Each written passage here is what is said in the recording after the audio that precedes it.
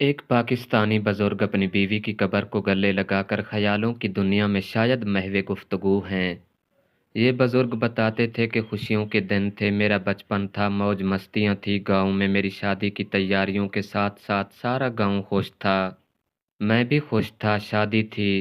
ہر طرف خوشیاں تھی، موج مستیاں تھی، ہر طرف لوگوں کی رونق و بیداری تھی، درختوں کے سائے میں لوگ بیٹھے پیارے تھے،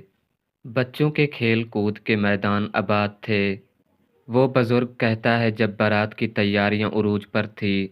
میرا بارات دریائے ستلج سے گزر کر بہاولپور گئی تھی، اس وقت دریا پر پل نہیں تھا، واپسی جب بارات لے کر آئے تو دریا کے درمیان میں ملاح نے کشتی روک کر کہا کہ مٹھائی دیں تو ٹھیک ورنہ یہاں بیٹھے رہو دریا میں، بس پھر 100 روپے ملاح کو بطور مٹھائی دی گئی۔ مزید معلوماتی ویڈیوز، اسلامی تاریخی واقعات اور قصے کہانیاں سننے کے لیے رشید الوائس چینل کو سبسکرائب کریں، ویڈیو کو لائک کریں، شیئر کریں، شکریہ۔